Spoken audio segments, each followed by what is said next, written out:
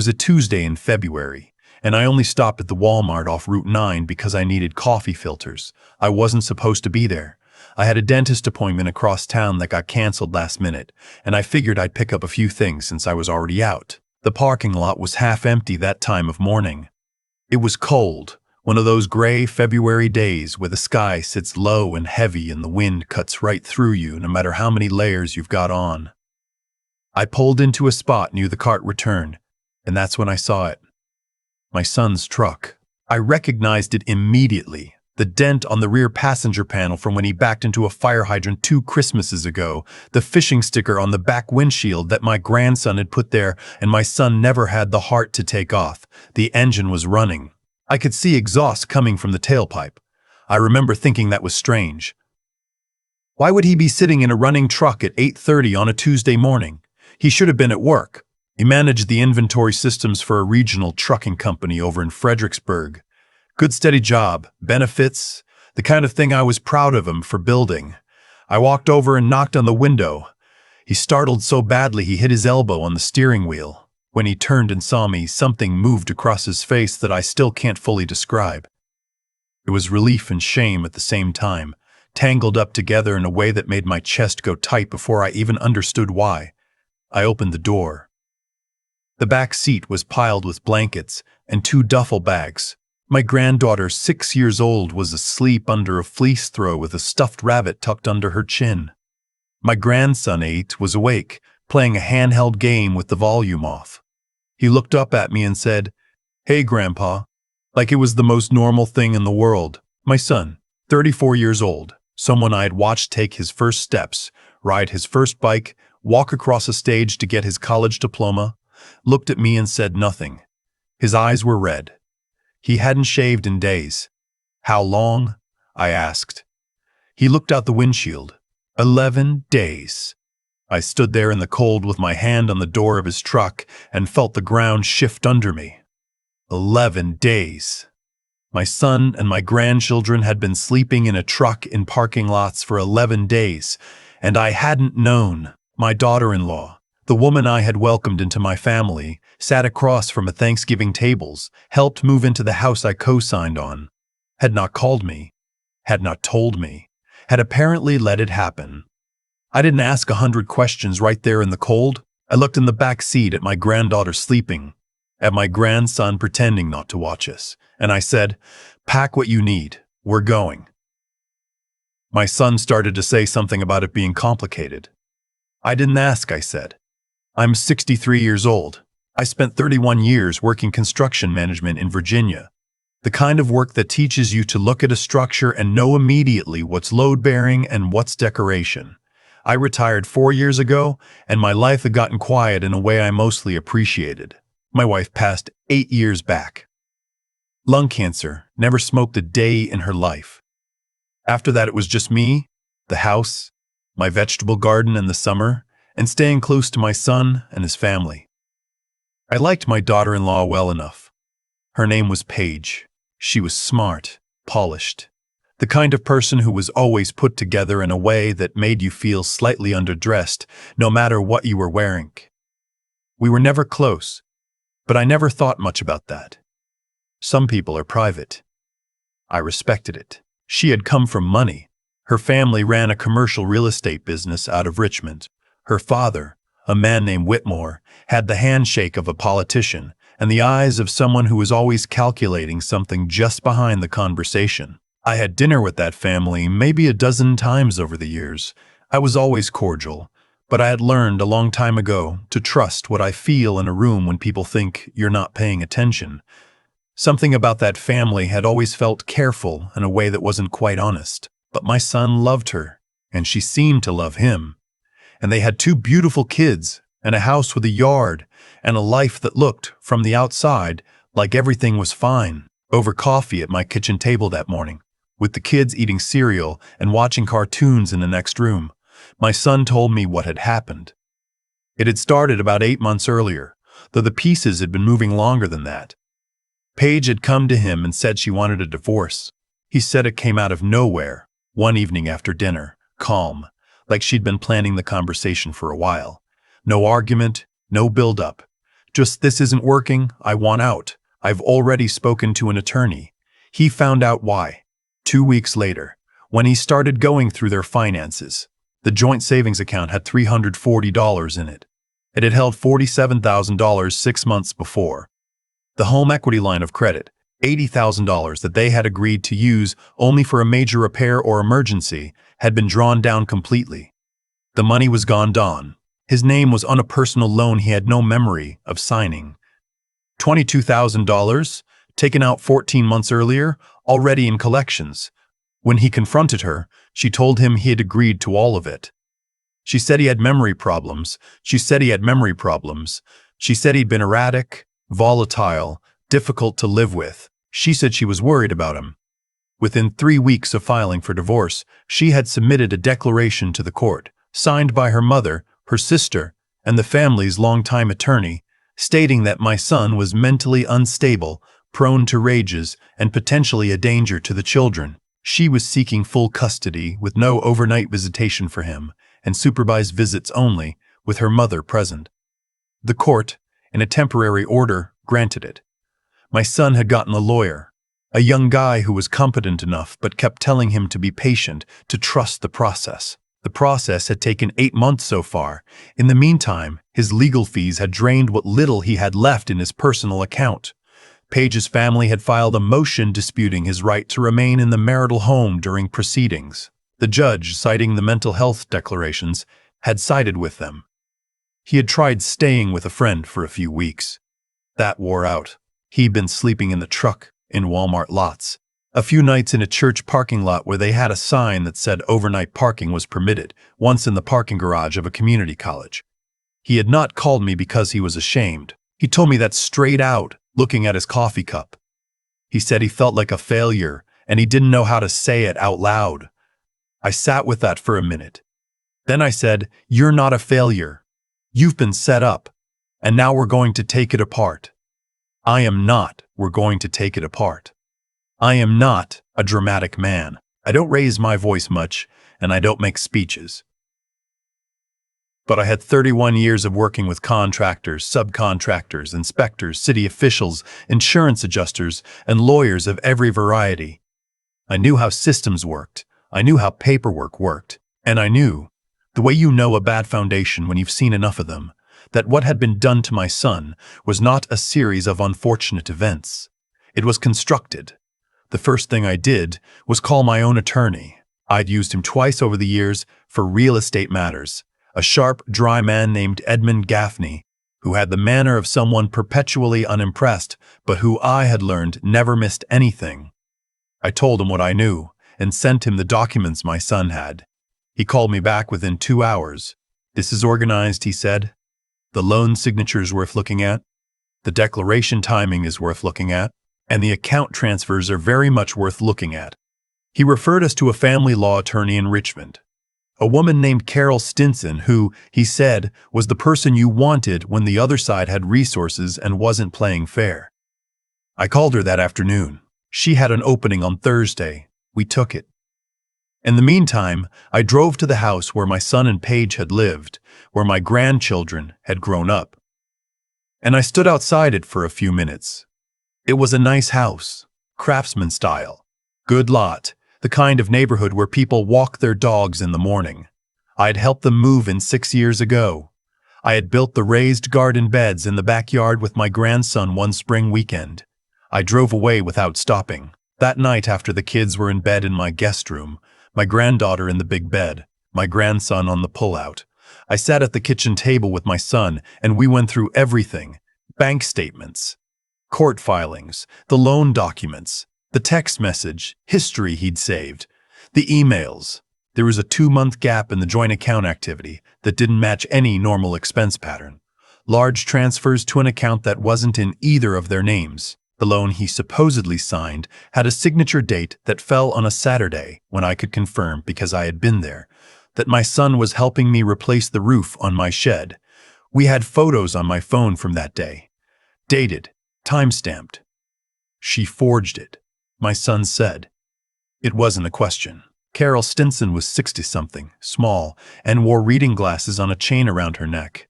She had the kind of stillness that made you feel like she had already thought through every possible version of this conversation before you arrived. She listened to my son tell the whole story without interrupting, and then she put on her glasses and looked at the documents for a long time. "The declaration," she said finally, "is a problem. Not because it's true, but because it was submitted strategically. The timing, right at the start of the divorce filing, before your husband had any legal representation, was designed to establish a narrative with the court before he could contest it." She looked at my son. "Have you ever been diagnosed with any mental health condition?" "No." "Have you ever been prescribed psychiatric medication?" "No." "Has any doctor, therapist, or counselor ever expressed concern about your mental stability?" "No." She nodded slowly. "Then we're going to need to address the declaration head-on, not dance around it. I want an independent psychological evaluation, my evaluator, not one selected by opposing counsel. I want the financial records subpoenaed, all of them, her accounts, her family's business accounts, any shared accounts. And I want to know who notarized that loan." She turned to me. "You have the photos from the day the loan was supposedly signed?" "On my phone. Time-stamped." "Good. Don't delete anything. Don't send them to anyone yet. We'll handle it properly." She set her glasses back down on the chain and looked at both of us. "I want to be clear with you. This is going to take time. Months. Possibly close to a year. The other side has resources and they've gotten a head start. But what you're describing, if the documents bear it out, is fraud. Not just aggressive divorce tactics. Fraud." My son looked at the table. I said, "What do we do first?" "First," she said, "you find somewhere stable for those children to be, because the current custody arrangement is temporary and can be revisited. If the children are in a stable, safe, consistent environment with their father and their grandfather, that matters to a judge." I called my bank that afternoon. I had a modest retirement. Not wealthy, but I had been careful and paid off my house and had savings. I liquidated what I needed. I wasn't going to watch my son and grandchildren bounce between parking lots while we waited for justice to move at its own pace. There was a rental house 2 miles from mine. 3 bedrooms, good school district, landlord I'd done work for years ago and who was reasonable. I called him. He had it available. I paid the first 3 months up front. By the end of that week, my son and the kids had a home address. My grandson was enrolled in the elementary school down the road. My granddaughter started at the same school the following Monday. They had beds, a kitchen, a backyard with a tire swing that the previous tenants had left. The supervised visitation order was still technically in effect, which created a legal awkwardness that Carol had to navigate carefully. But she filed an emergency motion citing changed circumstances, specifically the housing stability, and the questions being raised about the original financial declarations. The motion argued that the temporary order had been based on one-sided information submitted before my son had representation and requested a review. The judge agreed to review. The financial forensics took 6 weeks. Carol brought in a CPA she worked with regularly, a methodical woman who went through 4 years of bank records with the kind of patience I don't have. What she found, laid out in a 40-page report, was this. Over the course of approximately 22 months, a total of $114,000 had been systematically moved out of joint accounts, the home equity line, and the fraudulent personal loan into an account held in the name of a shell company registered in Delaware. The company had been formed 18 months before Paige filed for divorce. The registered agent was Paige's sister. The loan signature was forensically analyzed by a handwriting expert. Her conclusions stated with professional caution but stated clearly, the signature did not match my son's known signature samples in multiple specific ways that were consistent with copying rather than natural variation. The notary who had signed off on the loan was a woman who worked in the office of Paige's family's real estate business. She had notarized the document without my son present, which is not legal. When Carol's investigator spoke with her, she became very quiet and then said she needed to speak to an attorney. 3 days after that conversation, Paige's family's attorney filed a motion requesting a continuance on multiple grounds. Carol told me that was a good sign. People who are winning don't ask for continuances. I will tell you what that period was like because it doesn't fit neatly into a story about justice being done. My grandson had nightmares for the first month in the new house. He would wake up at 2 or 3 in the morning and come and find me. I was sleeping in the guest room 3 nights a week by then, and he would just want to sit. He wouldn't say much. He was 8 years old, and something had happened to his sense of safety that I wasn't sure would fully come back, and that made me angrier than anything else in this whole situation. Not the money, not the fraud, not the documents or the declarations or the legal machinations. My grandson waking up in the dark, looking for someone he trusted. My granddaughter had a harder time at her new school for the first few weeks. She missed her friends, missed her old classroom. She would cry on Sunday nights before school. She carried that rabbit everywhere. I cooked dinner at the rental house 4 nights a week. I drove them to school when my son had early meetings with Carol. I sat at the kitchen table helping with homework. I wasn't trying to replace anything, I was just there. That's the only thing I knew how to do. Show up and be there. My son was fighting hard. He went to the psychological evaluation without hesitation and came back with a report that found no evidence of instability, rage, or dangerous behavior. The evaluator noted he was, in her words, a thoughtful and emotionally regulated individual dealing with significant external stressors. Carol filed that report with the court within 48 hours of receiving it. Paige's family made one more move before everything fell apart for them. Her father, Whitmore, submitted a declaration of his own, doubling down on the mental health claims, and now alleging that my son had been coached and that the financial irregularities were the result of my son's own mismanagement that he was trying to blame on others. Carol had been expecting something like this. She filed for a full financial deposition of Whitmore, his wife, Paige's sister, and the notary. She also filed a motion to refer the matter to the county prosecutor's office for review of potential fraud charges. The deposition of the notary lasted 45 minutes. Halfway through, her attorney asked for a recess. They came back, and the notary said she wanted to make a statement. She acknowledged that she had notarized the loan document without my son present. She said she had been told by Paige's sister that it was a routine correction to a document her husband had already signed elsewhere and just needed a witness date.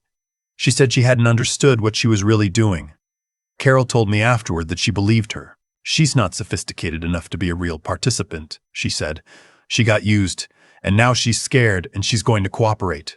She cooperated fully. The shell company records, once subpoenaed, show that $67,000 of the transferred funds had been used to purchase, in Paige's sister's name, a condominium in Charlottesville. An additional $28,000 had been transferred to an account belonging to Paige's mother. The remaining funds were traced to various expenditures over 18 months. Paige's attorney withdrew from the case 2 weeks after the depositions. A new attorney filed an appearance and immediately began settlement discussions. The settlement took another 2 months to finalize. I am not going to pretend it gave us everything. Settlements rarely do, and Carol had prepared us for that. But this is what it gave us. My son received primary physical custody of both children. Paige was granted visitation, real, fair, appropriate visitation, because whatever she had done to my son, she was still their mother, and they loved her. And I was not going to let my anger about what happened make me forget that children need both their parents when it's safe. The marital home was sold, and the proceeds, after accounting for the fraudulent withdrawals, were divided in a way that acknowledged what had been taken.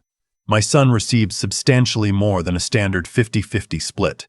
The forensic accounting was incorporated into the final order. The personal loan was declared invalid by the court based on the signature fraud. The collections activity was halted, and eventually the debt was discharged. The referral to the prosecutor's office resulted in charges being filed against Paige's sister and the notary. Paige herself entered into a cooperation agreement. She provided testimony about her sister's role in organizing the financial transfers. I was not happy about that. Carol explained to me patiently that prosecutorial decisions are not made to satisfy the people who are harmed. I understood it. I didn't have to like it. Whitmore Paige's father, the man with the politician's handshake, was not charged. There was not enough direct evidence of his participation. He knew, I believe that without any doubt, but knowing and proving are two different things. I have had to make my peace with that, more or less. My grandson doesn't have nightmares anymore. He plays on a little league team that practices at the park near their rental house, which they're still in.